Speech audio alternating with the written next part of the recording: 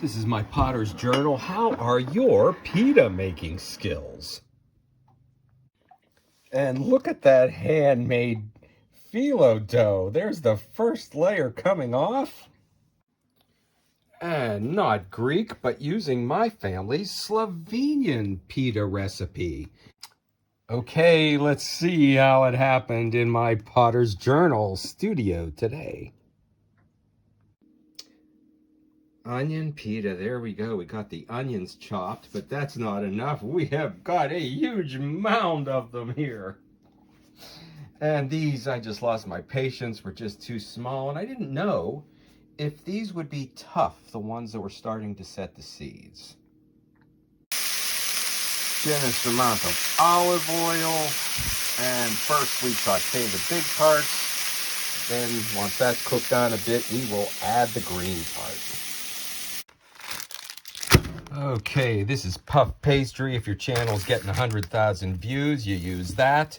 This is the dough I mixed myself last night. If you're just a home cook doing family recipes, this is what you use. And the first part of the rolling we will do. Okay, with a rolling pin, here's a trick to getting it square. Leave a little bit of width up there and then go sideways with it. It squares it out real nice. And then you just keep stretching it and stretching it till it's thin enough. Okay, till you can read through it. Let's see, can we make out Pioneer Potter?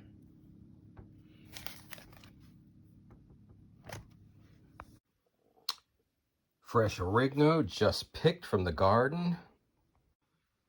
This time of year, the top stems, I just cut stem and all, but on the bottom, I did remove the stems. The dough rolled out, we're ready for the filling. To the sauteed onions, I've got some frozen grated feta here. We've got cottage cheese, some pepper, some egg. And although we use the oregano, it could have been dill or it could have been sage or whatever other herb you've got available. And maybe the herbs should have been sauteed with the onion.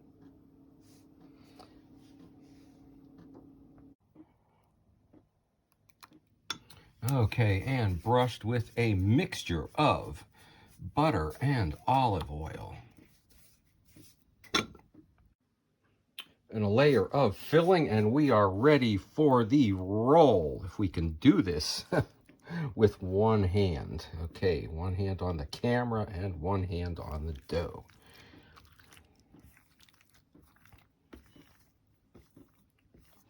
And you can also sometimes, if your dough isn't thin enough, grab this and give it a stretch and a roll. But that I can't do with one hand.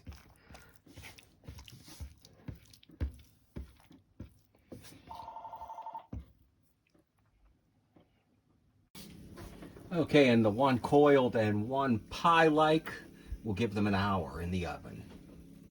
And there it is, out of the oven with the first slice already taken out. And look at that handmade phyllo dough. There's the first layer coming off. And not Greek, but using my family's Slovenian pita recipe.